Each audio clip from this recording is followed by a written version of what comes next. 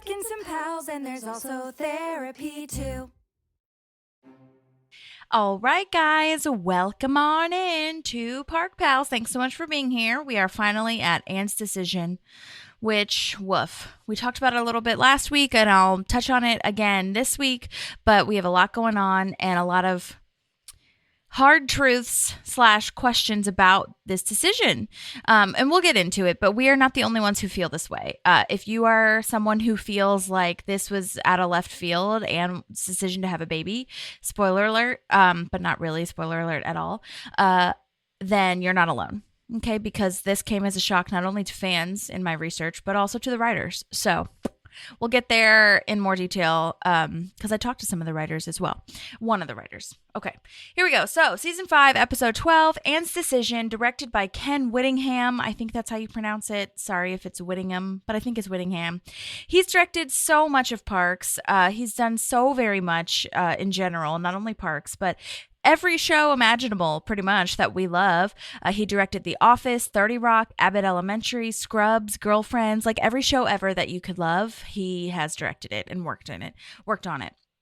And I've heard from many people, not directly, but, you know, on podcasts and interviews and stuff like that, that they all love his direction. So well done to Ken, and maybe we can talk to him one of these days. Okay, so this was written by Nate DeMeo. I think that's how you pronounce his name. Again, sorry if I'm mispronouncing everyone's names. Who this is his first and only writing credit on Parks with this episode. So part of me was like, is that why this decision seems weird? But it can't be just that. Because it can't be pinned on one writer. You know what I'm saying? Because there's a whole writer's room, okay, that comes into this. All right, so I'm just going to get honestly into it in the beginning because I want to. But I emailed Norm Hiscock, who we mentioned last week because he wrote last week's episode. And I basically asked him, hey, what is this decision? Because it doesn't make any sense. And just last episode, she wanted to be weird with kids and didn't know how to talk to kids. And she was like really freaked out. And then by the end of the episode, she's kind of into it and into like watching kids and being okay with kids, but not to the point where you would think, oh my gosh, she wants to have a baby now. She's wanting to be a mom.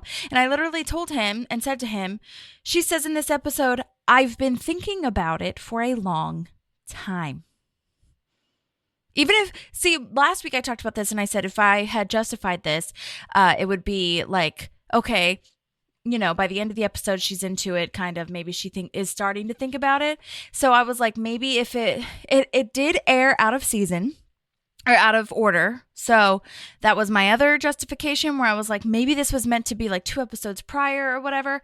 But even that's what's crazy as I go further into it, because even if it was 2 episodes earlier, it's still not her thinking about it for a long time. And you guys, oh my gosh, there was this deleted scene. Oh my gosh, there was this deleted scene where Leslie says, yeah, you've been thinking about that ever since I met you. No. I am so glad they cut that because that is not true at all.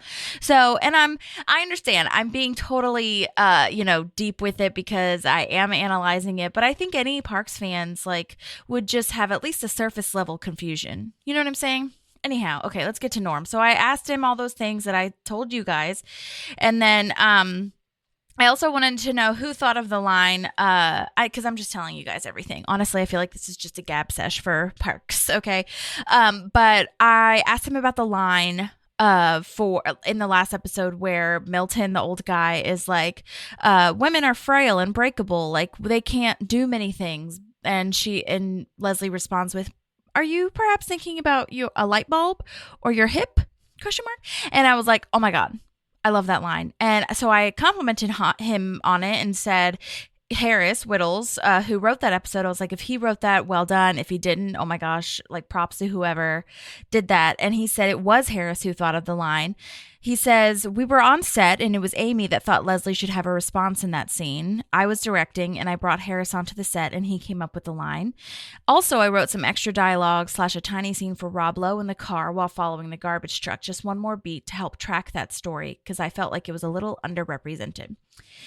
And then, yes, I asked him about the whole Anne's decision thing, and he said he thinks it was about this time where Anne's character was kind of floating a little bit in terms of relationships, and that they sometimes kind of burned through stories with certain characters, didn't give them enough time in the later seasons to like play them out more, and then he told me that the guy who oversaw the Pawnee book, you know the book, of Leslie's book, Pawnee, the Greatest City in America, and wrote that along with the writing staff, but who's given a lot of credit for it, also was the writer of this episode, Anne's Decision. And then he said, we rarely farmed out a script on Parks, so this script may have been broken earlier, ? And he can't remember the timing, which I totally understand.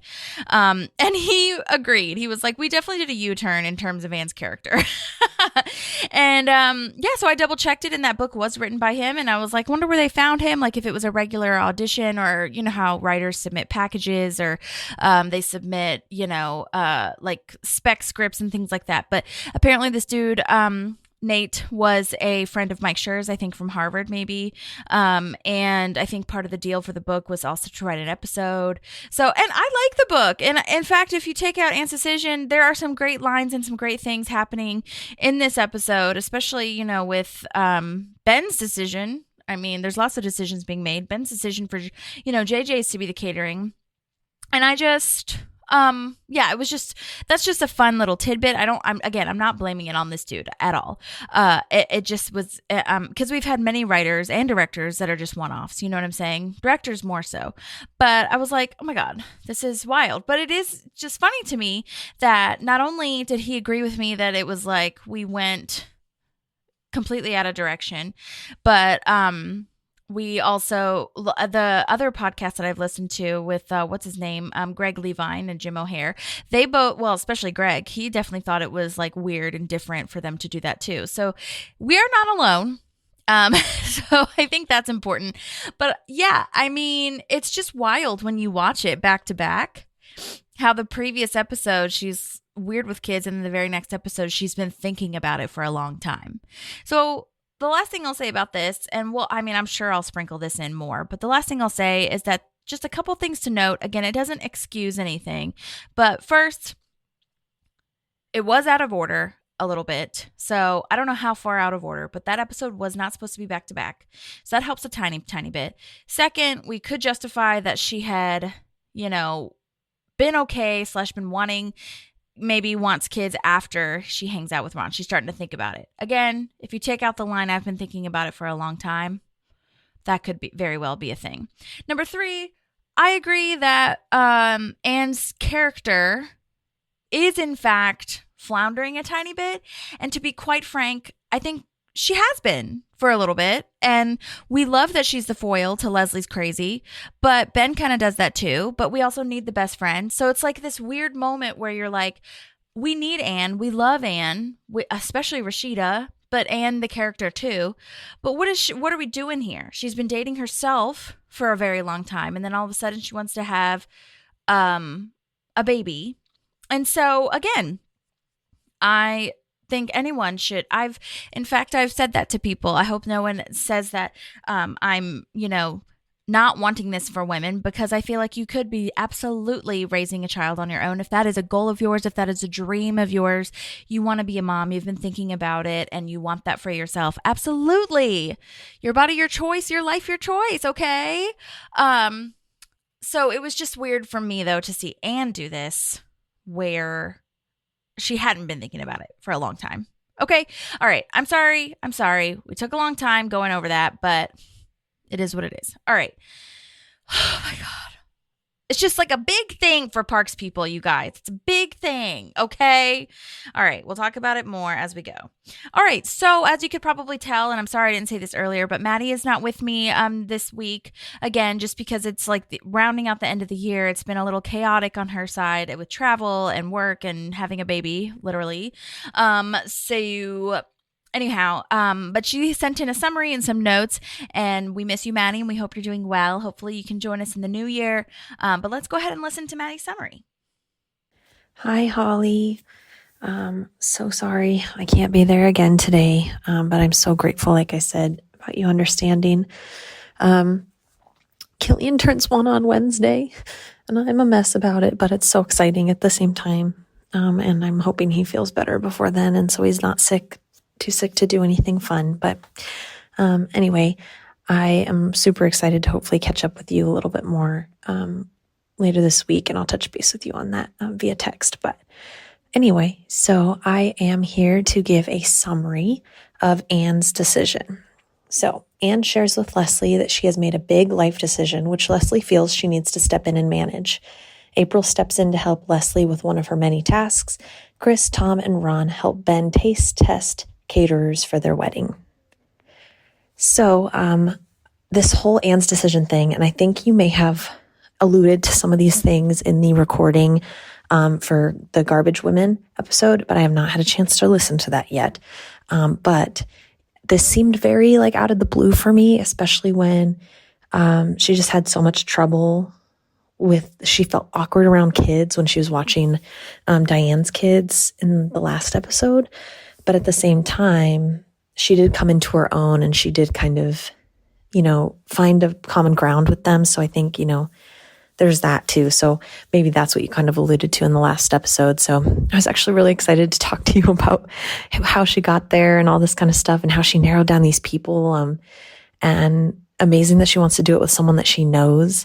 Very interesting last couple people that she kind of narrows it down to as well. So I'm intrigued to hear what you have to say about that. And the other thing I wanted to say was that the physical comedy from Aziz, Nick, Adam, and Rob, when they have food poisoning, well, I guess it's not Aziz, but his response to everybody, just the physical comedy of the phone being pushed off the desk and someone army crawling over to it is just, I think it's so well done. It's one of my favorite scenes in the entire episode. And the calzones betray Ben, and it's so sad. But anyway, I hope that you have fun reviewing this episode, and I can't wait to hear if there are any guest stars that you got on. And so I love you, and I hope that this recording goes well, and I will see you or talk to you very, very soon. Awesome. Yes. Oh my gosh. All the things. Yes. We have lots of great voice memos this week. I'm so excited to share those with you. And yes, that physical comedy from Adam Scott in particular for me was phenomenal. And we'll get into it as we get there. But oh my gosh, he was so committed. Loved it. Okay, so now that the summary is done, I do want to go into a little bit of last episode, just a little brief moment. I'm sorry, but I have to. Mike McGill, who played the lovely garbage worker. Well, lovely. His character might not have been so lovely. Might have been chauvinist, but whatever. But he's the one that worked alongside Kiff, which, he played Dewey in the last episode. And anyway, he sent in voice memos, and I just have to play them because I want to give him credit. And thank you so, so much again for sending in a voice memo. Okay, here's the first one. Here's Mike McGill. Hey, Holly, it's Mike McGill. Here are your answers to your podcast questions. Question number 1, how did you get your job on Parks? Well, I auditioned for it, and I had an audition for it maybe a month or two earlier. I was auditioning with some sort of a cop or some sort of an authority figure who pulled the regulars over and was giving them a laundry list of their infractions. And I think I went into the audition feeling a little confident because it was the same producers as The Office, and they had hired me before, and I regularly got cast as cops. I thought this was a gimme, I was going to go in and book this thing. And we did one take with the casting director, which I thought went pretty well. And then she gave me an adjustment. And then for some reason, I had a big brain fart. And my laundry list of infractions went away from my memory, and I kept bumbling the lines. And with each successive attempt, I could see the face of the casting director drop. I think till finally it was like disgust. And I walked out of that audition thinking, very humbled and thinking, well, I'm probably never going to get hired on that show. Or I'll probably be blacklisted from ever auditioning for this casting office again. But lo and behold, a couple months later, Sanitation Steve came across my desk, and And I remember I auditioned for it right before the holidays and shot it, I think, right before the holidays. So it was probably right around this time of the year, actually. So it was right before the holidays, and I was broke, so I couldn't afford to get a babysitter for my son, Jake, who was probably about 2 at the time. So I brought him to the audition. I remember he fell asleep in his car seat, and I hoped to God he stayed asleep while I went to the audition. But of course, as soon as I took him out of the carrier seat in the back seat of my car, he woke up. And then to make matters worse, they were running behind in the session, so we were waiting for like an hour probably to get seen. And thank goodness somebody else in the waiting room had some sort of an iPad or some sort of a kid's game on their phone or something that kind of kept him entertained while we were waiting. And then when it was finally time for me to come in and read, I brought Jake in the stroller, like in the stroller seat. And we had some kind of snacks with us. I want to say they were like mini pretzels, but I don't know if they were because those would have crunched in the audition. We had some sort of a snack that I put on the tray of his stroller. Like we set the stroller up right in front of the tripod where the camera was, and whatever snack he had, it kept him quiet just long enough for me to do the Sanitation Steve audition. It was like I finished the audition and he was on whatever his last bite of snack was, so it was perfect timing. And then I got the job. So he was definitely my good luck charm on that particular day. Oh my God, that is so crazy. What a story. Wow. Props to you. That's wild. Oh my gosh. Having kids and trying to do this job, any job really, is nuts. Oh my God. That is crazy because I do remember that scene. I do remember exactly which part you're talking about. And I did see in your IMDb that you play a lot of cops. So I would feel the same way. But yeah, that, for the listener, that scene is also on the campaign, actually. The campaign trail when Ron is, having this huge truck and everybody's riding in the front seat and debris is falling out and there's no lights or something like that. The dog is in the front. Like that's the laundry list of stuff or whatever. And they get pulled over. But I love that you got a second chance. That's awesome. And yes, congrats to Jake for giving you that shot. I know it was because of you though, too. All right, here's the second one. Well, we had the good fortune of being booked for the week, I believe. So I think it might have been a top-of-show guest star for me. So I'm pretty sure, if I remember right, I worked at least 3 days on the set. The first day, we were out in Glendale, California, shooting at the sanitation spot, the garbage place with the garbage trucks. And that's when I first met my boy Kiff, who played Dewey, my partner in crime in the episode. And then we also got to work with Amy and Aubrey. So that was cool. I think the next time I was on set was at CBS Radford, where they shot the interiors of Pawnee. And that's where we were in the city council with... who did we have? We had the all-star lineup of Amy, Aubrey, Rob Lowe, James Green, fantastic character actor who played Councilman Milton, who's no longer with us, unfortunately, but he was great. And me and Kiff. There actually was a gentleman who was one of the background actors in that episode, a guy by the name of Johnny Ray Diaz, who's gone on, like over the last 10, 15 years, he's carved out quite a nice little career for himself. In fact, I'll probably be guesting on his show before he's guesting on mine. But I remember that. I remember doing a bunch of fun runs in the councilman, in the hearing. But I think they were probably more akin to Amy's improvisations than Sanitation Steve's, as I remember right. But that's okay. That's to be expected. And unfortunately, who else is no longer with us? A gentleman by the name of Harris Whittles, who was one of the writers on the episode, was taken from us far too young a few years back. But I remember him wandering around set. And then the final day or days, we were out and about in Studio City, California, not too far from where I lived and where the boys went to school. There was a park nearby where my boys would play a lot. They played flag football and a bunch of other things there.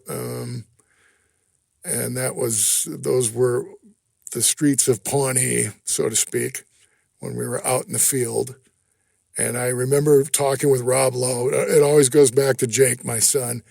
He was 2 at the time, and Rob was actually playing Drew Peterson in the Drew Peterson story. And my wife loves a good Lifetime movie, so that was a Lifetime movie about the Drew Peterson story. And there was a teaser ad running around that time for the Drew Peterson story where a woman opened her garage door, and the garage door opened, revealing Rob as Drew Peterson standing in the driveway, and he says, "I'm untouchable, bitch." And so Jake, of course, was in his parrot phase at that point, and anytime that ad would run, he would say, "I'm untouched, bitch." And of course, to me and my wife, it was the funniest thing in the whole world, and I relayed that nugget to Rob, who got a kick out of it, and he said, "I'm a hit with all the 2-year-olds. I give them all their catchphrases," so I do remember that. I also got to work with Allison Becker, who we had worked together previously on a stage performance at Upright Citizens Brigade, so it was nice to see her on set and get a chance to work with her as well. Yeah, all in all, it was a great week. I really enjoyed it. And, the only complaint is that I didn't get a chance to work with some of the other cast members, weren't in my storyline. And I was always hoping that maybe Sanitation Steve would come back into the mix in Pawnee, but I guess it was a one and done. I think Kiff came back for another episode as Dewey. I remember I had a members-only jacket that I wore in my episode that I think when Kiff did his second episode, the members-only jacket got passed on to him. So as long as we kept it within the sanitation department, I was happy about that. Oh my God, that is such a cool detail. Yes, I do remember this jacket. It was like a gray jacket moment. Okay, when we get to Kif's second episode, we'll have to, clock that. And oh my gosh, it's a great story about Rob Lowe and your 2-year-old. I would have laughed really hard too if your 2-year-old said that. And we did do a brief breakdown because on that movie, actually, because Rob Lowe was wearing a wig during this time of shooting. Not during your episode, but while he was shooting that movie, he wore a wig on Parks, and it was very noticeable. So we were like, why in the hell is he wearing this wig? And that was why. But yeah, okay, love that. All right, here's the last one. Thank you again so much. I was trying to think. I mean, I'm in my 50s now. I'm having a hard time remembering what I had for breakfast. As a matter of fact, I don't even think I had breakfast. Anywho, I certainly enjoyed working my week on Parks and Rec. I'm sure I wished I got a chance to go back there, but I'll gladly take one episode over no episodes. So it was a fun time. It was right before the holidays. And I remember it was a quick turnaround. Like, I think they had it on the air in January. So, I mean, the editing staff must have whipped it together in a couple of weeks right after the holidays, because it was out there pretty soon after we shot it. There you go. Sanitation Steve lives on in the hearts and minds of the Pawnee population. What else? What am I promoting right now? Okay, well, my social media handle, if you will, because I can't put Michael Patrick McGill, it's too long. It's MPMcG80, MPMCG80, and I'm on Instagram and Twitter. So you can see all the pictures of my boys and what I ate and how much older I'm looking than even my Sanitation Steve days. As far as promoting things, well, of course I'll have to promote the Park Pals podcast, right? In addition to that, there is a PSA I worked on recently, directed by a filmmaker from the East Coast named James Lance. It's called Not Losing You. You can look up Not Losing You on YouTube, and you'll find it. It's a little over 2-minute PSA about a dad who's struggling with his child's wishes to transfer genders. It's aimed at the LGBTQ community, and it turned out pretty well, I thought. What else? I just did a day's work on an episode of Ted, the TV show for Peacock based on the movies that Seth MacFarlane wrote and directed and starred in. That was really fun, so that'll be out sometime next year, hopefully. And then I've actually started teaching. Oh, my goodness. Talk about the blind leading the blind. I've been teaching intro to screen acting for TV and movies and just wrapped up my first 4-week course. So I think the students probably taught me as much, if not more, than I taught them, but hopefully we all got something out of it. And now we're getting ready for the holidays. So I hope that you guys have a great holiday. Thank you for inviting me to the podcast. I appreciate it. And I forgot. Lastly, I'm going to ask about the huge Office fans. Yeah, The Office. I definitely liked working on The Office. Now, I love working on all shows, but if it's a show that I'm already a fan of, even better. And so this was at the height of kind of The Office's popularity. It had really taken off. It was season 3, I believe, I worked on. And I played Roy's brother, Kenny. And my 2 episodes that I did, they brought me back for a cameo on the last season, season 9. But the 2 episodes I did in season 3, the first one was directed by Joss Whedon, and the second one was directed by J.J. Abrams. So that was really cool. You know, on top of being able to work with the cast and crew, I got to work with those directors, which was really cool. I did not, unfortunately, get to work with Rain or Steve. I worked with Steve later on, years later, on a movie called Beautiful Boy, and unfortunately, my scene with him was cut. But yeah, it was really fun trashing that bar. The stunt coordinator was a guy. The stunt coordinator was Michael J. Fox's stunt double back in the day. And I could totally believe it. He was like the same height. He even sounded like Michael J. Fox. And we had a lot of fun. Those were balsa wood breakaway chairs. And I remember, I think they had a couple of them. And I tried to take one home with me as a souvenir, but it was already kind of falling apart by the time I got it to my trailer. So I just left it in my trailer. But yeah, that was really fun. And I remember I made the first AD laugh out loud every time I said, damn jet skis. So I was feeling pretty proud of myself. But yeah, that was a blast. I had a blast working on that and with all the folks on The Office for sure. Okay, I hope that covers what you need. If there's anything else, feel free to email me. I know you're getting ready to record this tomorrow. So thank you for reaching out to me and taking an interest. And I wish you the best with your podcast and your career. And let's hope for happiness, health, and prosperity in 2025. Happy holidays, my dear. Thank you. That is so freaking sweet. Oh my God. Yeah. So for the listener, I asked all my normal questions and then I was like, lastly, if you don't want to answer this / don't have time, it's totally fine. But I have to ask you about The Office and being on set with them and trashing that bar because it was the jet ski money and it was a really important moment because this is when Pam officially is like, we're done to Roy.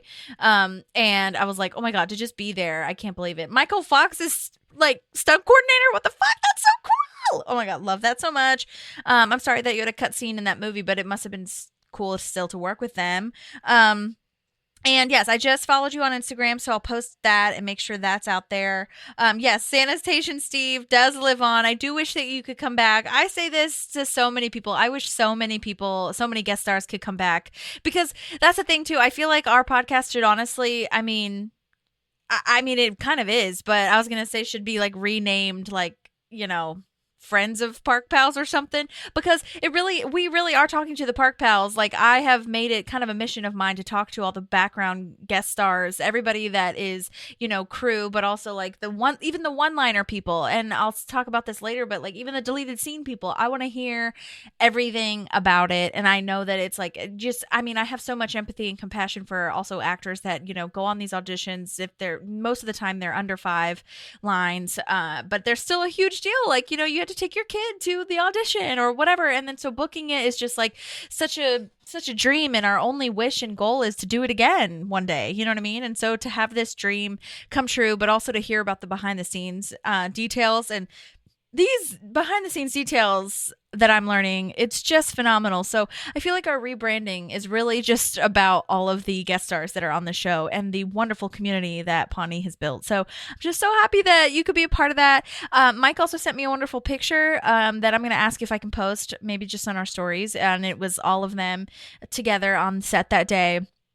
Allison Becker, Tweep, April and Leslie and everybody.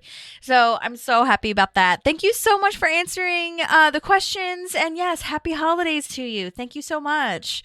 All right. Now let's move on to the show, to the episode. And here we go. Okay, yeah, so we're starting this episode strong at JJ's Diner, and we learn that Anne is trying new things. So she orders one normal thing and one thing that she would never try. So we've got the oatmeal and the catfish.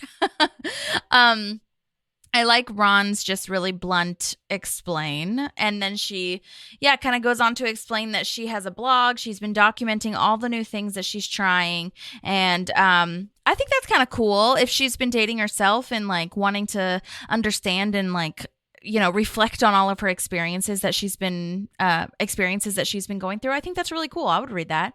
Especially, I feel like this was around the time when blogs were just like so, the cool thing to do, cool girl thing. Anyway, side note, Brent Briscoe, who played JJ, passed away in 2017, and I just want to say he's amazing. We love him. He was great, and I love that he was JJ. He was a great JJ. Also, if you're new here, I mentioned this before, but people in our generation, or my generation, I suppose, I don't know, might recognize him from the Disney Channel original movie called 13 with the Merman Boy, and he turns 13. And he becomes a merman, and the mom mermaid is in the ocean because I think it's based in like some coastal thing area, and he's like a swimmer as well in high school, and he has fins and it can go really fast. And anyway, Brent Briscoe, who played JJ, played the dad because oh my gosh, I'm going on a far too tangent of this, but the last thing I'll say is that he was adopted, this boy, and so that's like Brent Briscoe wasn't actually a merman as well. You know what I'm saying? He adopted or / found this kid, this baby in the boat. So anyhow, okay, moving on. I haven't talked about that in a while. I mentioned that in the first episode that Brent Briscoe was on, and I just needed to say it again.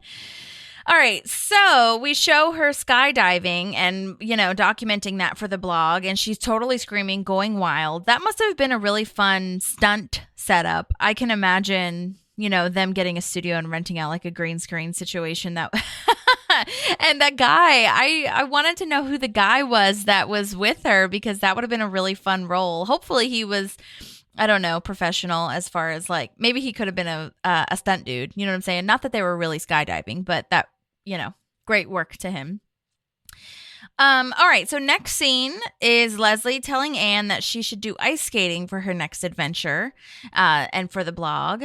And I've always said this, and I really hate saying this, but I gotta say, her hair is weird in this episode. It looks really ruffled, like she just like rolled out of bed, when usually Anne is very much put together. So there's just a lot of things going on with Anne, and I'm just wondering what the hell is happening, okay? That's all I gotta say. No, I have more to say. All right, moving on. So Anne says the thing that we have been talking about, that her next big adventure is that she wants to be a mom, and she's going to the sperm bank today. I mean, even the dialogue is like, I'm going to the sperm bank today. Can you come? ? Like today. Not like, I've been thinking about this for a long time. I made an appointment in like X amount of days or X amount of weeks. It's like, I'm going today. It's just so out of left field, and it's so weird. And the next line, like we again talked about, is the straw that broke the camel's back, man. Like she says she's been thinking about it for a long time. No, she hasn't been thinking about it for a long time. That was false. Writers, I love you. And I literally make up stories to justify any storyline that you write, anything. But this one I can't get past. I mean, I'll accept it, but I have questions. All right. Leslie's more so thinking about the giving up on love thing, because she's like, Anne's only been dating herself.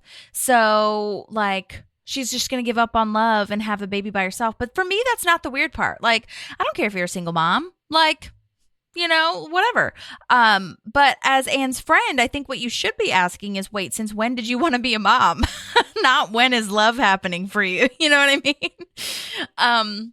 But anyway, I do love that Leslie brings up Channing Tatum, and that Channing Tatum would be the only partner to make sense to have a baby with after dating for 6 weeks only, because Anne has been dating herself for 6 weeks, and she'd be saying congratulations to you and Channing Tatum, because that is the only scenario that would make sense to me. So now we're at Andy and April's house, which I guess Ben still lives there because they put the lease on that one house, or maybe I'm just wondering why it's at Andy and April's house. You know what I'm saying? Like, maybe they haven't moved into their house yet, even though they absolutely have leased it by this point. I don't know. It seems strange. Oh, there's lots of things going on here. Anyways, the important part is that we're doing a wedding tasting for the food that will be served at the wedding, at Ben and Leslie's wedding. Ron is mad that the first course at a wedding is usually a salad. He's like, you gave me the food that my food eats. This caterer / waiter guy is played by John Colella, and he has been in a lot of things. Family Guy, Brooklyn Nine-Nine, The Fosters, a bunch of other things. Tom is hilarious and has no idea which food is good because it's just he's what they're calling a foodie, which is just taking pictures of food and not actually eating it. I thought it was funny because if you go back and watch, I feel like his rambling, like what he's saying as his review / feedback, sound very similar to what Purd would say, especially like the food told a story from a book I wouldn't read, but I would watch the movie of. This also reminds me of his show, Master of None. They do a whole episode with a commentary on how we take forever to pick a food place, like where to order from, what the reviews are. You just waste so much time on trying to like figure out the perfect place that you just go hungry at the end of the day and you can't make a decision. And the whole episode is where he's trying to find the best tacos. And it's such a good episode. I love it so much. He also, I believe, I don't know if he still does it, but he had a podcast with the guy who was in Master of None with him. Oh my God. Eric from Tim and Eric, I believe. And they had a podcast like reviewing food and stuff. So anyhow, I just thought that was worth mentioning because it seems like a cool crossover / cool parallel universe moment. Oh my gosh. I was going to say, so in the background, there's a whiteboard with all of the different catering companies and the names and the feedback and all the things. And one of the catering places is called Lurpus & Co. or just Lurpus Co., which must be from the Lurpus family. Oh my gosh, you guys, if you don't know about the Lurpus family, go back and listen to a couple episodes. But long story short, Mike Schur made up the names for all of these amazing characters, and the Lurpus family is a Pawnee family, and you have seen them. They're extras or guest stars that have one lines or whatever, and they'll be their last name is Lurpus, and they're all either cousins, uncles, whatever, they're related. But it's a really cool little like backstory in the lore of parks is to know that the Lurpuses are almost as big as the Newports, basically, except for they're not famous. Like, you know, the guy who owns the pawn shop who's really creepy, who bids on a date with Anne, muscly, he's a Lurpus. A couple other people, too.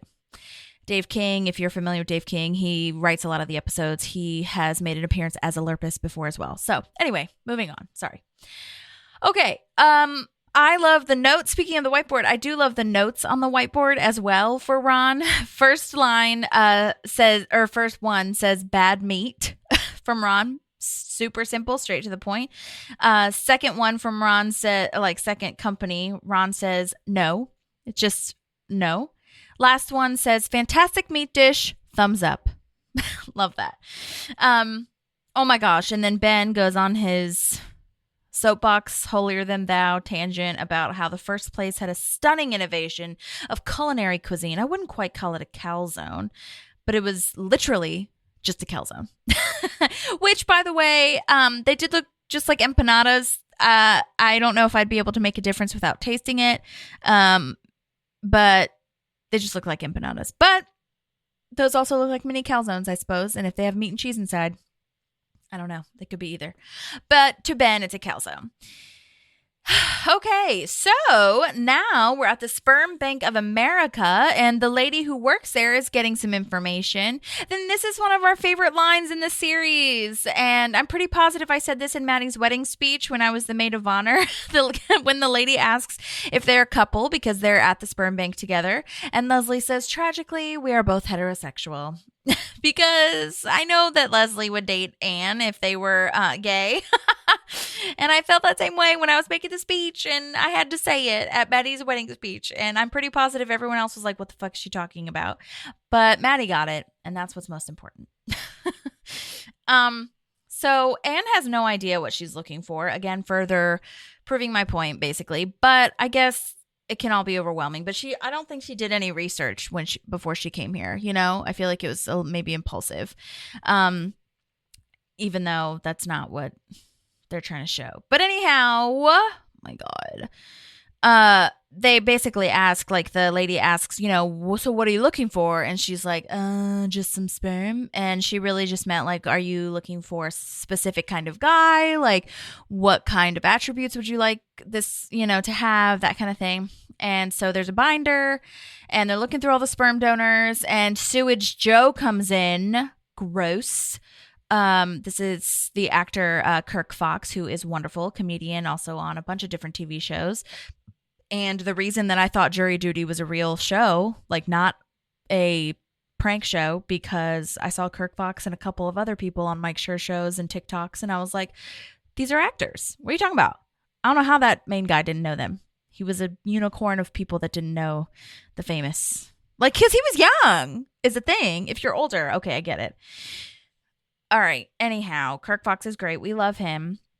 So, Sewage Joe comes in and he is a donor here. And side note, oh my gosh, you guys, I think I have more discrepancies than I let on with this episode, because Leslie says, you're a donor here, huh? Did you hear that? He said he's a donor here, essentially.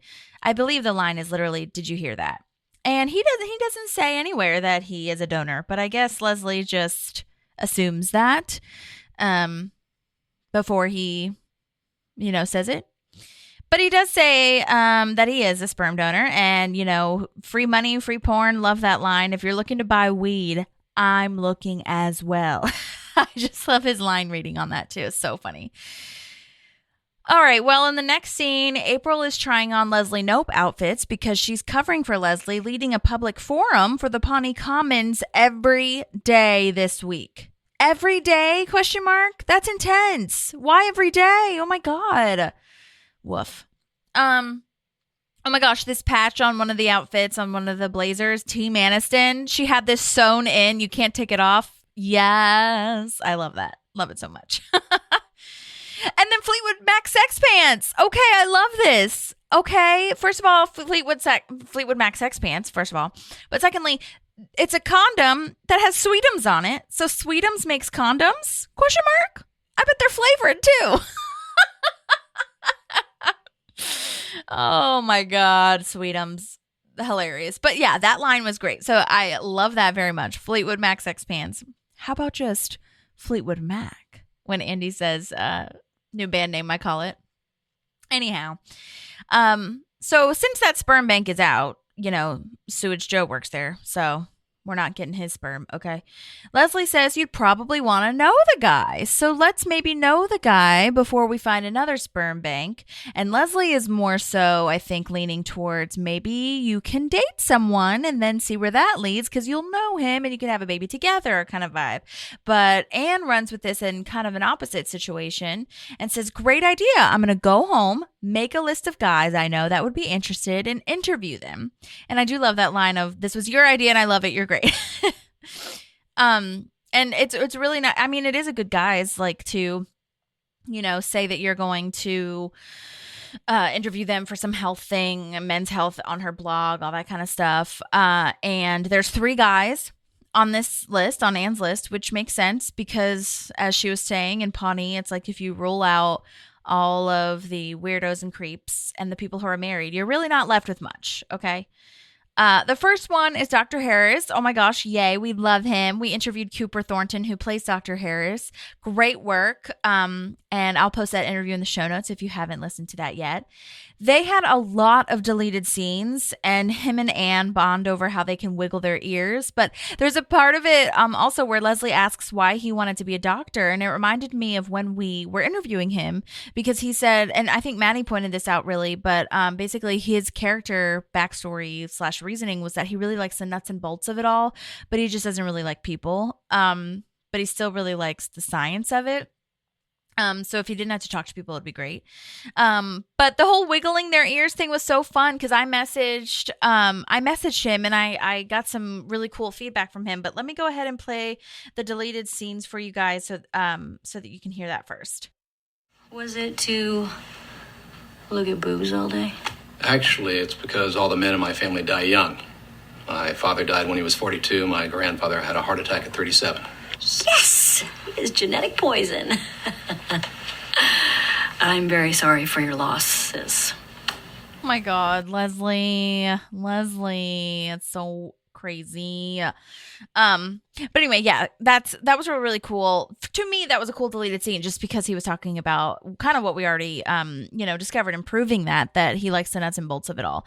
So I was wondering though about that wiggling. So they wiggle their ears. And I think they were just talking about like, do you have any kind of like things that you could do, special skills, like what is cool about you for men's health? Like, again, under the guise of it being the blog. And he said that was a really fun shoot day just to get to play with Rashida and Amy, who are both so generous. They like to do a straight take, doing all of the dialogue as written, and then a bit more improvised, a free-flowing couple of takes. I thought that Dr. Harris probably wouldn't have many, if any, social skills or regular talents to add to his sperms plus column, but thought he may have some weird quirks that might actually be potentially off-putting, which is where Dr. Harris showed that he could curl his tongue, and where Rashida and I discovered that we could both wiggle our ears. And yeah, it was totally improvised. And he said they just had so much fun on that show that they just, had a good fun run with it. I can't believe that. I mean, I really wish, obviously this doesn't mean as much to you unless you've seen the deleted scene. So I hope that my explaining it is doing some sort of justice. But I just love that backstory of them getting to improvise and him and Rashida both discovering that they can wiggle their ears. I can't do that. Can you guys do that? Can you? I can't. All right, moving on. Ben comes into Chris's office and he is basically dying. This is our physical comedy bit. They all have food poisoning. Oh my gosh. And Chris is on the floor. Ron comes in and also had food poisoning. Oh my God. Tom doesn't have it because he didn't eat the calzone and he didn't eat anything, as Ben points out. I do actually love the line though, like drizzle it on for me. If there's a sauce on the side, the way he says that is really funny. But yeah, oh my God, Adam Scott's physical comedy here when he rolls over and dials the phone with his nose instead of saying like, it's too hard, I can't do it. And like, he's just so committed. Like there is a weight on him as he's rolling over and then using his nose to press the buttons individually. Oh my God. And then Rob Lowe did a great job too, as far as staying committed and knocking the phone over to him and Ron's little waddle. And I think they all just played it so well for their character. I mean, it's just insane. I do feel like Chris, if he had food poisoning, would probably just be passed out in general and wouldn't would not even be speaking or moving at all. But I do love that they did a great job with each character. And Ron in particular, like how he was a little bit more, he's standing up a little bit more. And Ben just is such a tiny little frail, fragile little elf king, as Leslie has called him in the past, and is just dying. Oh my God. So good. Well, now April is at the public forum and she's really trying to just be Leslie. The only way she's going to get through this is if she is Leslie, the end. You know what I mean? Like, she cannot be herself. She cannot come up with any of the ideas. She has to act as though everything that she's saying is Leslie. She gave them a flyer. She made them individual friendship bands under their seats, which is a total Leslie thing to do. So now they're park pals. You guys, this is where we got the name of our show. We're park pals. That's what we are. I'm not going to make each individual friendship bracelets, but virtually I'm sending my heart to you. Okay? Because we're park pals. I love that. Oh my God. And I love the way she says it. I guess we're park pals. Yay. Love that. Okay. I also love her made up quote. As Eleanor Roosevelt said to Betty Ford, Hillary Clinton is great. That one's really good. Also, I do wonder, like, why isn't Leslie a part of the forum? If it's every single day, I wonder if it's just because they're partners, and because I don't really see what Leslie has going on. She didn't know Anne was going to come up with this sperm thing. And I know that she is a city councilor. She is busy always. I'm sure, like I said, I'm making up lore, backstory, that in the canon of the show, she probably has 800,000 things going on and meetings and things. But I guess I was just curious as to like why April is the only one there for every single day, you know? But anyhow, it goes well, as we learn. Not the first time. All right, the second guy that Anne is interviewing is Pete, Pistol Pete, and Tuck Watkins is the actor's name. He's awesome. We did a whole breakdown on him the first time he came, but we haven't seen him here for a bit. The last time we saw him, I think, was when he broke his leg or arm or whatever the hell on the ice skating rink for Leslie's campaign. Get on your feet. Yeah, that one. And it is such great writing, so well done, that he knows instantly that they're looking for sperm. I see what's happening. You want my sperm? When will women in this town? Oh my God. I feel so bad for him because it's true. Everyone only sees him as one thing. And he is really trying his damnedest, just like he was in the last episode, to get us to see him as anything else. He has a great job now. He like mentors people. Like he does all these things. And all we see is Pistol Pete. But that's okay. It's all right. It's all right. I do love that line, though. That son of a bitch is astute. Leslie says that. I guess it's happened before. And then we have our third and last guy, Howard Tuttleman, because he's the douche. And when you see him walk in, you're like, oh my God, no, Anne, no, why? Nick Kroll is so great in this role, though. Can't imagine anyone else doing this. He is so good. And I love this writing that he has two sides to him, that it's not just the douche. And he's like, I don't know, it's such a split personality where it's almost like, I don't know, creepy in a way, but like kind of astounding in another way, and in a good way, where he's just like saying random shit, and then he's like, that was the douche talking. It's a character persona that I made up in college. We'll talk about that later. I did want to mention, again, it doesn't really matter, but according to the internet, Amy Poehler and Nick Kroll dated from 2013 to 2015. So I was curious because I knew that they dated, but I wasn't sure when. So that was after this, in case anyone is interested, because they shot this, I believe it was 2012 that it was released, or maybe it's getting into 2013. So it's right on the cusp. So yeah, if anyone cares about, celebrity gossip, that's that. Anyhow, so Tom comes into Chris's office dancing, not food poisoned at all, with everyone else that's lying on the floor or struggling to just stay upright. He is not in pain, and Chris is, oh my gosh, I love that Chris is just laying on the table, just totally incapacitated. And then we learn that he did not eat the calzones. And he ate everything they ate except for the calzones because of the sauce. The drizzle it on for me. I'm not your maid. Oh my gosh. The calzones have betrayed Ben. Ben is, again, Adam Scott did such a great job with that. He's so committed. So like battle cry. Like, as God is my witness, I will never eat a calzone again. Ugh. Awful. What a betrayal. Well, back at the forum, at the Pawnee Public Forum for the Pawnee Commons, a citizen is saying that he's afraid the park will raise taxes, which I do believe this is a great commentary because we talk about taxes a little bit later on. Anytime something public, good for the citizens, is coming up, we're always wondering, how's it going to affect my pay? How are my taxes going to be raised? Blah, blah, blah, blah.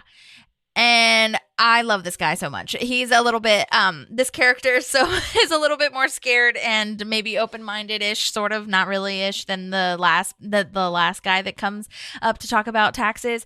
But this actor is played by, this character is played by Brendan Jennings. The character name they gave him was Walter Coy Pond. So we know his first name is Walter, but his last name is Koi Pond, which I love. Again, this is total Mike Schur thing, coming up with really fun names for all of the characters. And he sent a really lovely voice memo, so I'm really excited to listen to that. Okay, here we go. Let's hear from Brendan. Hi, this is Brendan Jennings. I played Walt Koi Pond on the episode called Anne's Decision, season whatever it was that I can't remember. And I'm going to answer some questions about my time on the show. I auditioned for Dorian Frankel, a great casting director, very, very kind. It's kind of a wild time in my life when that happened because I was still living in Chicago at the time with my wife and 3 young children, and I was toying with the idea of moving out to Hollywood. And so we decided to fly my mom in to help watch the kids, and I flew out to LA, and I gave myself 1 month there to audition and meet casting directors and kind of get the lay of the land for what would be eventually my Biggs family move out there. And so I had spent the whole month auditioning, not getting anything, but meeting a lot of cool casting directors, going out for some cool roles and feeling pretty good about my auditions, getting good feedback. And so my trip out here was kind of like, this is the success. And when I got this audition for Parks and Recreation, I probably had like 1 week left before I was about to head home. And so I auditioned like maybe on a Thursday or something. And it was a real great process. Dorian was very kind. I was coming from the land of Chicago where a lot of the casting houses there are kind of mean about auditions. You'd show up to an audition and they were acting like you should be grateful for trying out for this commercial where a little kid kicks sand on you. And if you're not on time, they yell at you. They were mean. They're not mean. So I was kind of like jittery going into auditions. But in Hollywood, casting directors, that's their job, and they're much nicer about it.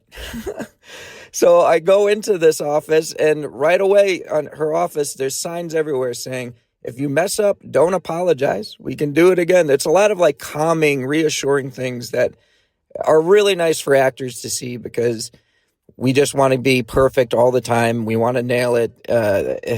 It drives you crazy, all the mental gymnastics of going for an audition.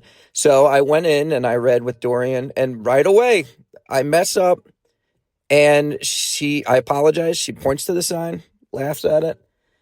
I calm down. We do it 2 or 3 times. Basically, the exact same scene I did in the show is what I auditioned with. And off I go. And then that day, I found out I was pinned, which is the actor's term for you're kind of in the finals.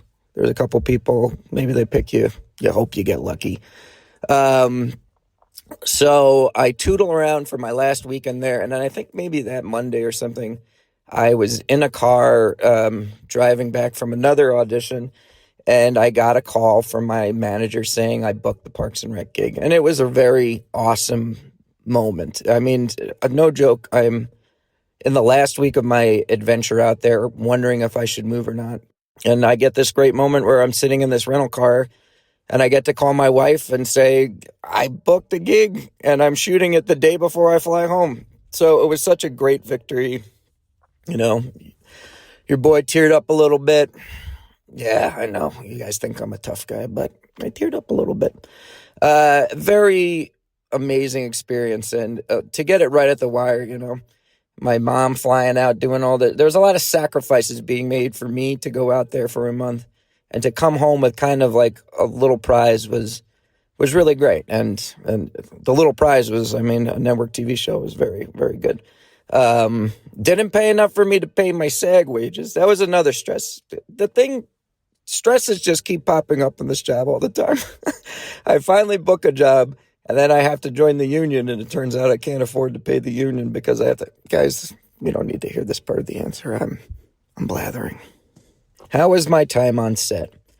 Okay, this is going to sound like insane that I keep saying this, but it was amazing and really magical and kind of set me up. Again, I had done some small things in Chicago, but this was like my first thing I booked when I moved out here in Hollywood, my first big TV show. And it set me up to think that this was what it'd be like for all time. We'll start with this. My call time was like great. I mean, it might have been 9 a.m., maybe 10 a.m., whatever it wasn't what usually happens, which is get up at 6 a.m. If you're lucky, even then, sometimes 4:30 to get to wherever you're going. That's nuts.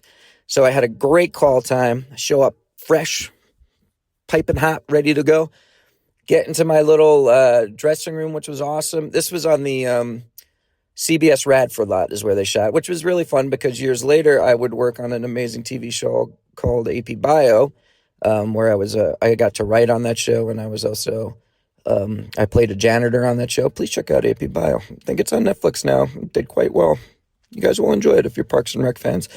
So I'm walking on the lot, and for me, to this day, if I walk on a lot, I'm still whirling and twirling because it's a magical land to me. I love it.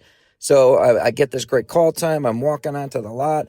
I'm just taking in all the sights and sounds, and they take me to my own dressing room, and I'm just in awe that I get to sit on a couch that's been there since the 1940s.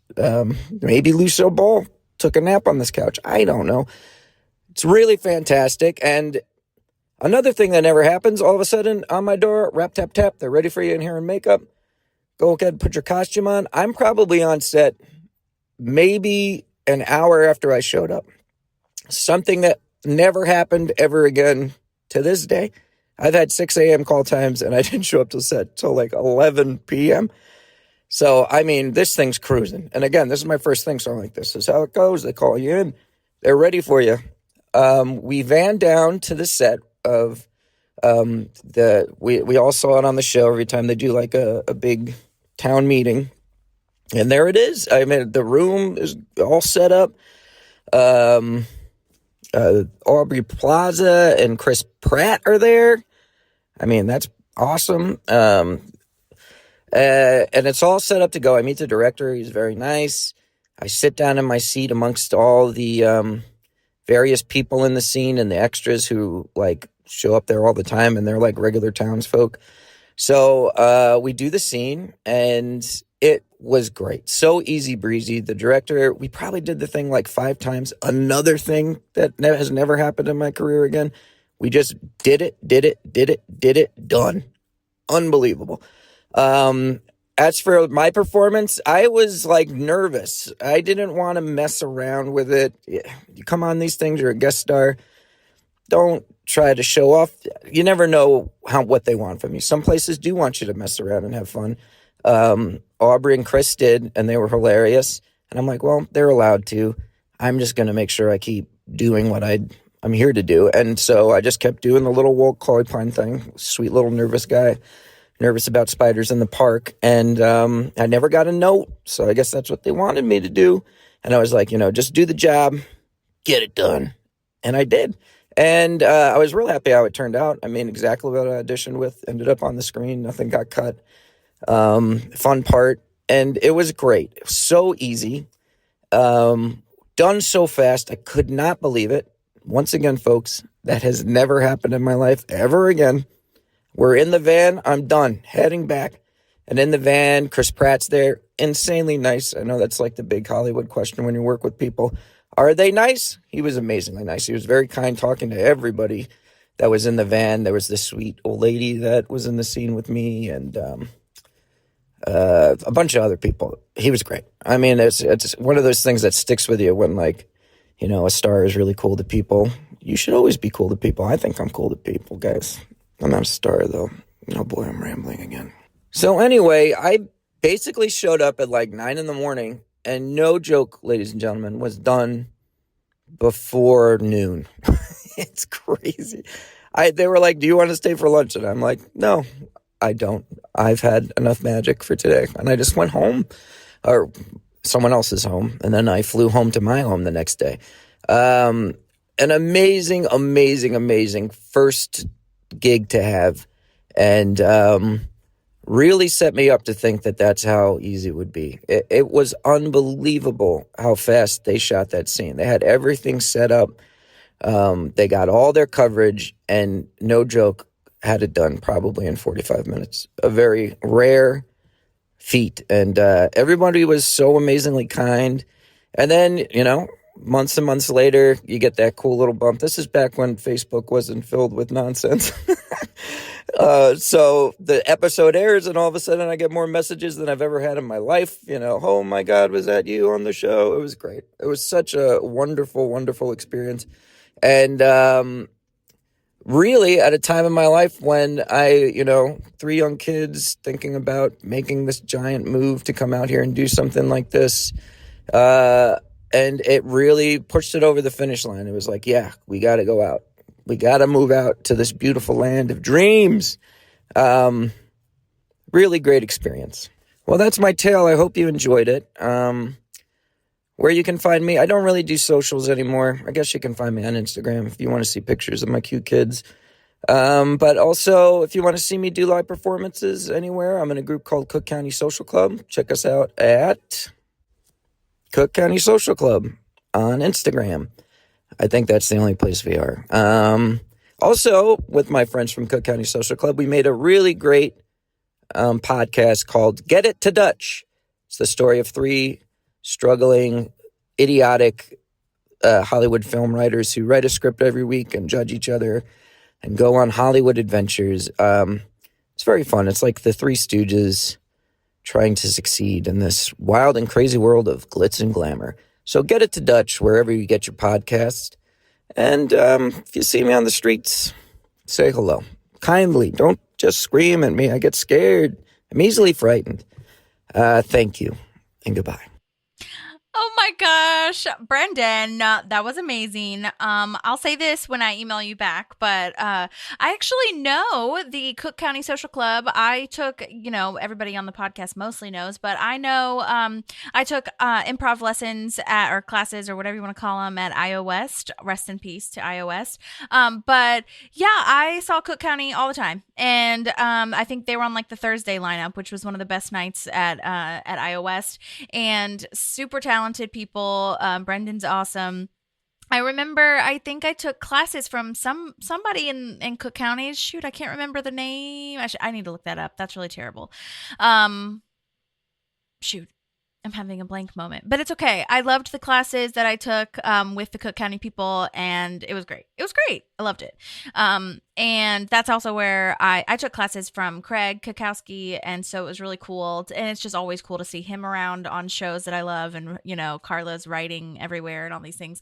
So yeah, it's so cool. I love that so much. And okay, so I took notes. You probably wish that I had paused and talked about this, but I took notes as you were speaking. And okay, 1 month is unheard of. Okay, 1 month, that is wild that you booked something within 1 month. I know people come to pilot season and all that kind of stuff, and I'm glad that you went there, because since you had the option to, I suppose, even though it was, like you said, a lot of sacrifice, always sacrifice in this job, to, go out there and see if you liked it for yourself instead of just like blindly moving. Although I did that. I lived there for about 5 years. And I liked it. I liked doing that. I had visited for spring break, but that's not, I feel like that's not the same as like living there. But anyway, 1 month. Oh my gosh. Congratulations. That's amazing. I didn't know that about Chicago casting. I wonder if it's still like that, because I have thought many a time about going to Chicago for a while and like, checking out the work there. So I'll have to email you privately about that. And oh my gosh, that's so cool about the reassuring signs and notes and stuff in Dorian Frankel's office. Oh my gosh, that's so true, because actors are all perfectionists for the most part and want to just make sure the scene is right and good and we're in service to the show or whatever. And so if you don't do it perfectly the way that you envisioned in your head, you're like, oh my God, I fucked it up. Never mind. Bye. I'm awful. I totally get it. So I love that she did that. Great timing. Also, I can't get over that. That really sounds like such a magical story. Great timing of booking it and then the next day flying back. Are you kidding? Like just under the wire? That sounds insane. Oh my God. I would have cried too. So I would have cried. I am crying thinking about it. Oh my gosh. I love that. Love is a strong word, but it is the tip of the iceberg for irony that you can't pay your SAG dues. LOL. I know many an actor friend who booked some sort of commercial or, like you're talking about a gig and then they have to join and they don't have the money to actually join it. Oh my God. Classic. Ain't this profession just great? Yeah. Comes with its Shit. Anyway, oh yeah, AP Bio. Oh my gosh, totally. I have that. I totally forgot to read a lot of the things that you've been in, like I do that Brendan has been in, that I do for many actors. AP Bio, Thunder Force, Ted, the TV show, Superstore. I remember Superstore, Curb Your Enthusiasm, a ton of stuff. But AP Bio is on Peacock, which is what you probably already have if you watch Parks and Rec. So go ahead and check that out. It's a great show. And actually, I say that, and I don't know that I finished it actually, but I should, work on that. But oh my God, freaking Paula Pell, so delightful, so perfect. I was at the end, at the end of my time watching it, I was really just watching it for her. Oh my gosh, classic. Oh wait, who else was in it? Oh, why am I forgetting his name? He was also in Parks and Rec. Oh my God, Patton Oswalt. Come on, Patton Oswalt and Paula Pell. Are you freaking kidding me? Oh, and also speaking of, okay, skip ahead 5 to 10 seconds if you really need to. But also Jean Villapeak, I think is her name. She's also an improv alum from IO and iOS, I believe. Yeah, she was in The Office also as David Wallace's wife. Great work to Jean. Yeah, ton of great people. Okay. Sorry, that was my AP Bio moment. Yes, well-oiled machine. Cannot believe that it was like you shot within the hour and then we're gone within like 2 or 3 hours. And yeah, staying for lunch. I don't know what I would have done. I think now I would have stayed. But in 2012, Holly might have been like, oh my God, no, I don't want to. I'm scared. I'm imposing. You know what I'm saying? But I think now I'd be like, yes, of course. And yeah, I would do that too. I wouldn't have fucked around with the scene either. There are some people that were really bold. This guy last week, who was a guest star, said he was really bold and just kind of like did the fun run and like improvised. He took a huge swing. He said he regretted it, but also people liked it. So I think he just regretted it because he might feel like weird about it in the moment, or he felt weird about it in the moment or whatever. But I would do that too. Like just stick to the script and just kind of do the thing. And I'm so glad that nothing was cut. You, people of the podcast are very familiar with me, seeing deleted scenes and asking the actors the very same thing I ask the people that got aired. So just like I would ask Brendan, hit those questions, I would find deleted scenes and ask the actors that their scenes got cut the same exact questions because they still are a part of the show. Okay. And they still were on set and they still got cast, and that still means something even if it got cut. Oh my gosh. Also, speaking of SAG dues, that was another thing that one of my friends said, that she booked something, had to pay SAG dues, and then she got cut from the thing. Oh my God, this business. Sorry. Last thing I'll say, yes, I will post this in the show notes, but yes, the Get It to Dutch podcast, wherever you can find podcasts, I will make sure that people have the link to that. I'll also tag Cook County and Brendan when I post this on Instagram. Thank you so much for that, 20-minute Brendan Jennings, thing rant. And I appreciate that so much. Thank you, Brendan, so much. That was awesome. All right, moving right along, rounding out the episode here. April starts to explain that corporate funders and the parks budget will cover it, but then Walter, aka Brendan's character, says that he's scared of everything. It's fine. I'm fine. I'm Walter and I'm fine. He doesn't even get his question answered. He's just like, I'm scared. It's fine. I don't want to talk about it anymore. I love that so much. Oh my God. All right. Next citizen, though, is Harris Whittles, who, as you guys know, is a huge backbone of parks. And I say that all the time. And he wrote the last episode, among many others.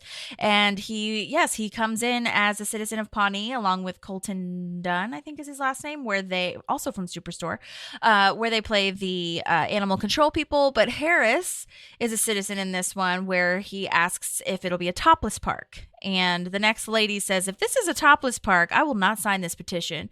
And I just love that Harris, love, again, strong word. It's just really funny that Harris is like, I mean, if it's a topless park, then I'm like, and she's at the topless park, I'm not signing it either. And then he looks her up and down and he's like, never mind, I'll do it.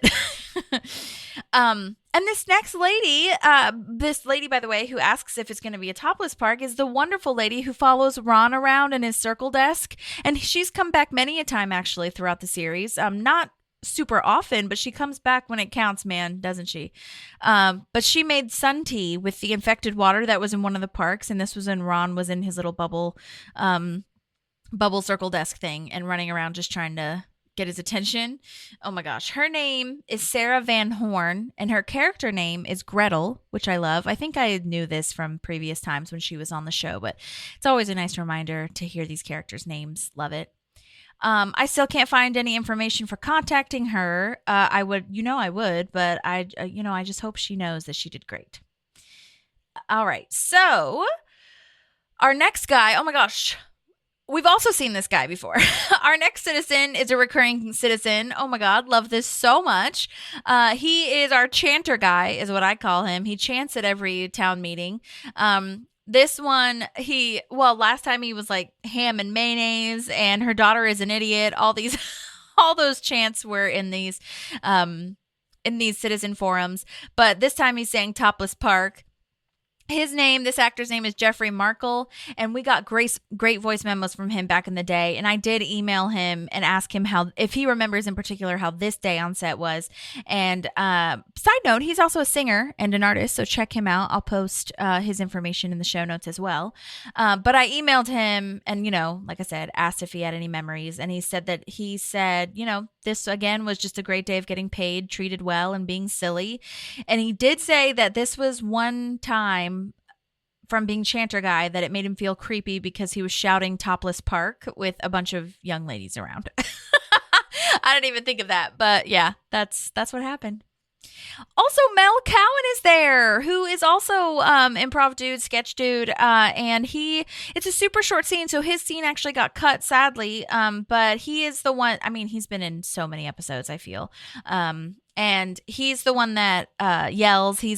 His character name is literally Red-Faced Man, and they never changed it, as far as I know. Maybe I'll update you if they end up changing it later, because I think he does come back. But basically, he just yells, like in this scene in particular, the one that got cut, he says, if this goes through, I will hire a lawyer, and I hate lawyers, in his classic red-faced man, Mel Cowan way. Side note, Mel is not a red-faced man in real life at all. He does not yell or scream. He's a very calming presence. I don't know how the hell he got that. Great actor. Sometimes the quiet people are the people that have the most rage. Okay. Alrighty, we are moving on. So Anne is interviewing the douche, aka Howard Tuttleman. She's asking where he went to school. He says Northwestern. He keeps going back and forth between, like we talked about before, Howard Tuttleman and the douche. Nice guy, awful dick, back and forth. I had no idea. So he says he majored in semiotics. I know I'm not like stupid, but I didn't know what semiotics was. And for those of you who don't know, it's the communication of intentional and unintentional meaning behind feelings or emotions. And it's really just studying the way that we communicate with each other, which I think is beautiful and would be very fascinating to study. Kind of, bordering on sociology, psychology vibes. So that's really interesting. Go Howard. Not the douche. Go Howard. And he's being so nice. Like, I can't believe it. He's so good at going back and forth with it. And I love just like how offhanded it is too. It's so fast and quick, especially at the end when he's like talking about douche nation. Do you know where the library is? Just like immediately switching back and forth. I thought that was really brilliant from Nick Kroll. Anne says that she's going to go ahead and choose Howard. And to be honest, I guess he would be the best option out of these three bitches. I don't know. Probably maybe Pistol Pete would have been great if he would have agreed, because he's athletic, charming, kind, all these things, but he did not agree. And then Dr. Harris is kind of crazy, and in that deleted scene, his family history isn't wonderful, so I guess Howard's our choice. I don't know, but anyhow, Leslie runs after Howard Tuttleman, and oh my gosh, this is when Councilman Hauser is there in the parking garage when she's shouting douche. Oh my gosh, he's always in the wrong place at the wrong time. Love that for him. And side note, we did a great interview with Yvonne Jourdain, who plays Councilman Hauser, and it was fantastic. We love him so much. I'll post that as well in the show notes if you're interested. Howard / the douche's license plate also is boobies, if you'll go back and notice, and the B's are 8s. Oh, Howard. It is brilliantly funny, but it is also like, oh God, here we go. Okay, something I would like to talk about Leslie, I really don't like this on Leslie's part, running after the douche / Howard Tuttleman and telling him about Anne's plan and Anne's decision. She trusted Anne Anne trusted Leslie to help her with this and to confide in her and to like be with her on this journey. And then she just like betrays that trust. Are you kidding me? I don't like this at all. I understand Leslie is concerned and maybe thinks that, she's helping. But, even at the end, she comes to the conclusion like, oh my gosh, I've driven her right into the belly of the douche. Like she knows this is a bad decision. But I was just like, Leslie, let Anne do her thing. Okay. And I understand Leslie has to come to the conclusion on her own. But she's just being too controlling at this point. I don't like it. But he takes it really nice and meaningfully. He talks sweetly of his grandmother, talking about how he's thought about having kids. And then he turns it around back into the douche and says he would name a boy something stupid like Dick or OJ. Oh, my God. But he did. That's why he brought up his grandmother, because he would name a girl after his grandmother, who was this lovely, inspiring, strong woman. Oh, my gosh. Anyways. All right, so the next morning, Anne finds out that Leslie told the douche because the douche goes on the radio and makes this awful segment about how Anne is looking for a sperm donor and like totally humiliates her. And now Anne's got people from all over city council or city hall calling her, asking about the sperm situation. And Councilman Milton, whatever I hate him. I love that actor. Hate the character so much. Oh my God. I mean, I get it. It's funny. It's making fun of these old white men who just think they can say whatever the fuck they want to, especially like old white men who are very ornery and just kind of stupid, honestly. Basically, oh my gosh, when he comes in and says like, I've come to inquire about this, what does he say? Ethnic woman's or Indian woman's vagina. Oh my God. Awful. Oh, side note, on the radio, he says, Howard Tuttleman, the douche at this point, says, remember my old girlfriend. Did they date?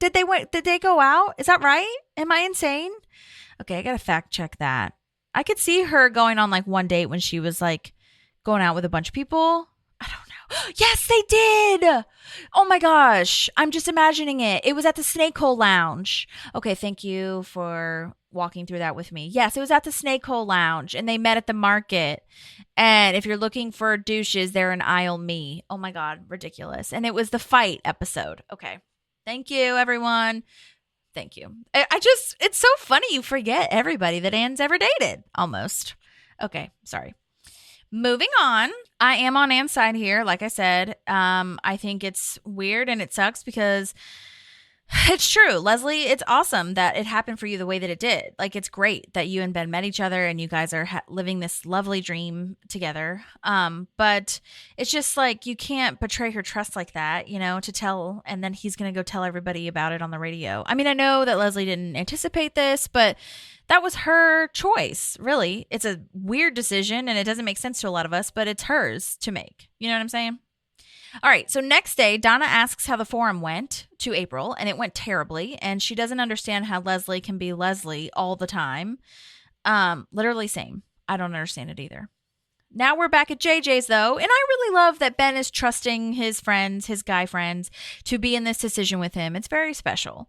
And it's funny, Tom suggests John Ralphio, who has apparently started a catering company. WTF. But a perfect idea for JJ's to be the caterer. It's from Pawnee. It's delicious. We know Leslie loves it. We know everybody else will love it. It's great. All right, so now we're on the radio station for the douche and Crazy Ira. Side note, Crazy Ira is Matt Besser, who was a founding member of UCB, which is lovely. I've said that before. Pretty much every founding member of UCB has been on Parks at one point or another. But Matt Besser has been on the show quite a few times because he is Crazy Ira. Love that. Leslie tries to do some damage control on the show, though, and stick up for Anne. And I don't really know why this had to be on air. Like, she could have just talked to him privately, but that wouldn't have been as funny, first of all. And secondly, I'm sure if he talked to Leslie privately, he would have said, you need to come on the show and do this. And yeah.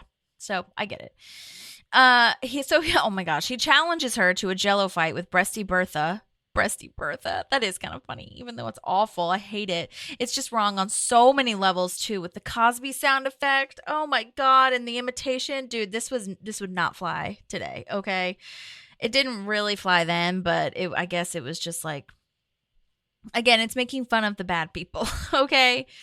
And then, but basically this is the compromise she makes. The deal she makes is to get into the Jello pit with Breasty Bertha, and he'll stop talking about Anne and Anne's decision. And then she falls in the Jello. Oh my God, it's awful. All right, next scene. I love that they show Andy being a great husband, great friend, and he has a brain. He's really thinking things through.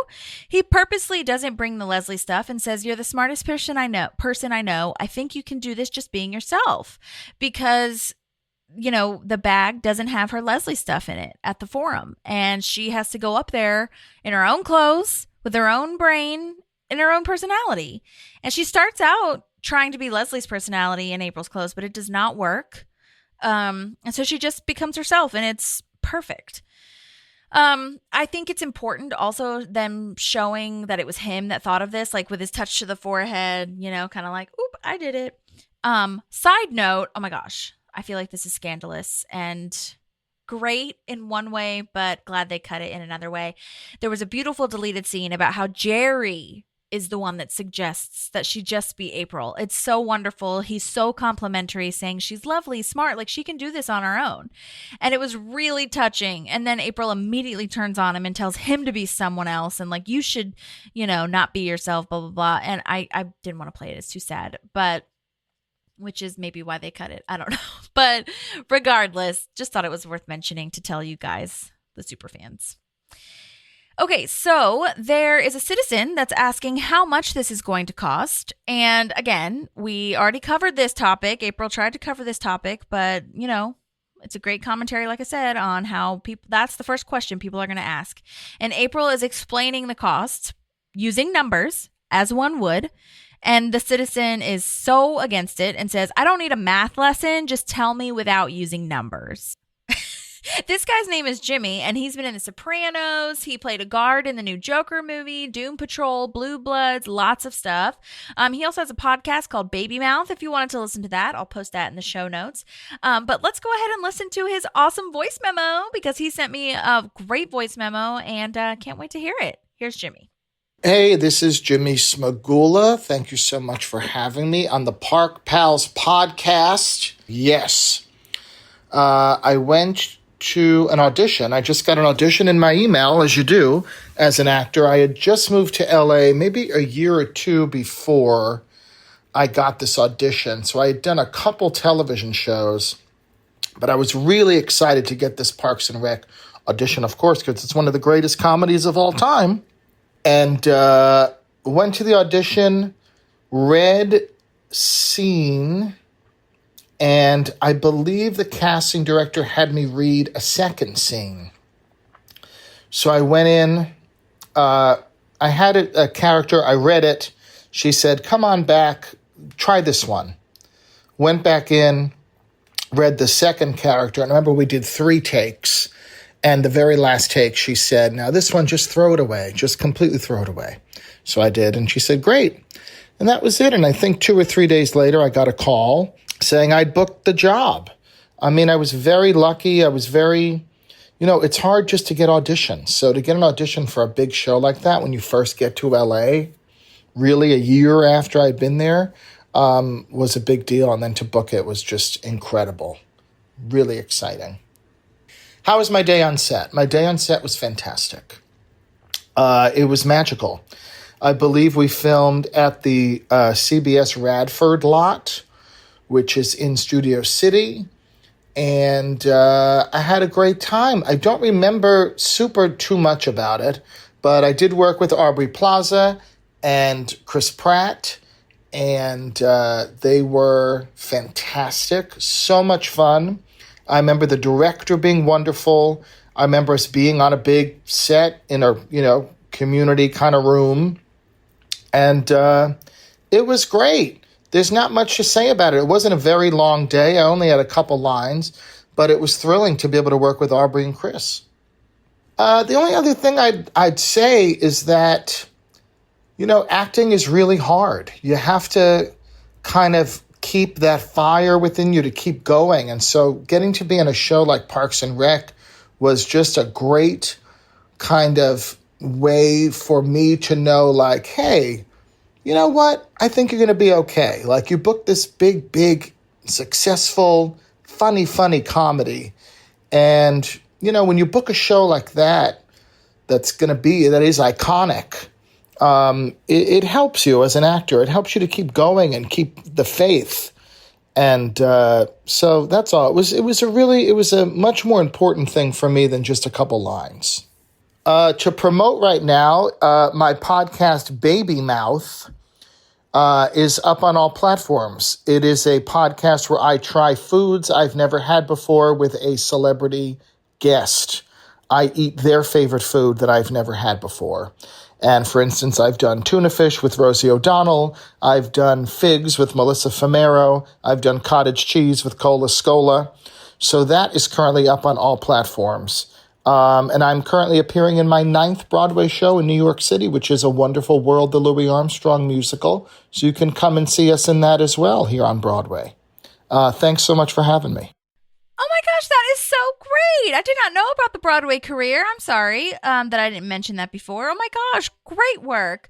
So exciting. And I'll definitely be taking a listen to that podcast. And like I said, I'll post it in the show notes. I love that you mentioned that about, being an actor. It is very hard. And I do find that a lot of the guest stars have, I don't know. I feel like a lot of the guest stars said that they were not in LA for that long before they booked this role. And it really, like you said, kept them going, and it gave them clout. It gave them confidence. People saw this on their resume and was like, okay, you're good. Like, we got you. We know what you can do. And I think that's so special. I think for so many people, it was like that. I'm sure it wasn't everybody, but for the majority of people that I've talked to, they've just been so excited to talk about it and to really help people understand that this was a big deal. And it, like he said too, like Jimmy said too, it was a well-oiled machine by that point. And I love that this casting director just seems so interested in actors, just like wants you to do the best that you possibly can. She gave you a second read, you did it, and moved on, I love hearing those stories. And it was great that it was pretty short and that Aubrey and Chris were great. So I love that. Thank you so much, Jimmy. And break a leg on your show. If anybody's in New York, go see that. I would absolutely see that if I was in New York. Maybe I'll have to make a trip. All right. So April finally gets sick of it. And she's like, all right, you know what? She tells off Harris and she's like, it's not going to be a topless park. Nobody wants you staring at them, okay? And everyone claps at that. She does a really good job of just being herself. I love Harris's line of, you scare me, and I kind of dig that. What's your deal? And then we go back to our normal kid, Andy, with his fingers in fruit roll-ups. She's married to me. Love that. All right, so now back with Anne and Leslie. They both come to their own conclusion that Anne does need to take more time with this. She is rushing it a little bit, and Leslie does not need to be so controlling or, just taking over the entire thing, and doesn't need to be spreading all these rumors. You know what I'm saying? Not that it's a rumor, but you know what I mean? Betraying her trust. And Leslie takes a good part of her approach and personality in the best way, and tries to help as best she can. She has a binder in classic Leslie form. Let's make a baby together. I don't think she should rephrase that. Okay, I'm just saying. Anne says to rephrase that. I don't think she needs to. Let's make a baby together. I don't know. Anyhow. All right. Well, the tag is Ben telling Leslie that JJ's is going to be the wedding caterer. And of course, Leslie loves this idea. Ben sees smoke coming out of the window, though, and turns out that Andy and April are burning Leslie's pantsuit, which sucks and is very rude, but April does say that they're celebrating because they got 80 signatures and the forum was super successful. They did get some complaints or whatever the hell, but who cares about that? It was successful. And Leslie's like, but I liked that pantsuit. That was mine. Well, frankly, you should have thought about before. I just ruined that. Frankly, you should have thought about it before we burned it. So I'm glad that it all worked out and that April really was herself and it was successful. I think that April needed that confidence boost. I really think that, we're seeing April be, she's growing up. She is evolving into this well-informed, she's always been smart, but she's really putting her energy and attitude towards something that counts. And so it's really lovely to see that. And I just love that April kind of needed to know that she can do this on her own, because Leslie has been such a mentor to her, and she's been the only one kind of guiding her through this. And so I think April kind of didn't know that she could do it on her own and she could be successful without Leslie. Maybe Leslie guiding her, but she doesn't have to be Leslie. You know what I'm saying? So anyhow, that's it for me. Thank you guys so much for listening. Thank you to Norm Hiscock, Cooper Thornton, Brendan Jennings, Jimmy Smagula, Mike McGill, however you would like to be named, sir. Oh my gosh. Thank you so much to everyone that emailed as well. Oh, Jeffrey Markle, who also emailed me back. God, I'm just so grateful for everybody emailing me back. We've had such a great year of podcasts. It's been it's been not a great year, I feel, for me personally and for some other people that I know. 2024 challenged us in many, many ways, but we got so many wonderful things out of this year as well, in a way. I'm trying to be positive. And this podcast has meant so much to me. And I know Maddie, it means much to her. It's meant so much to get these emails from people that are so invested in the show, just have lovely things to say, are really detailed, are so nice when I ask them questions about the show. It really could not have been better than that, to just get these amazing connections with people on a show that they really liked and really enjoyed and really loved talking about and going through memory lane. So thank you so much. Seriously. I hope that you guys have a great holiday season, whatever you celebrate or not celebrate. And I hope that you have a great new year. And, let's try to get through 2025 together. We will be in it together and we'll just do our best. Okay. Happy 2025. Happy 2024. Happy everything. And thank you so much. Again, if you have any questions, don't forget to rate and review us. And don't forget, you can always email or, DM me if you have anything you want to talk about. Okay, guys. Talk to you soon. Bye. There's a park and some pals, and there's also therapy too.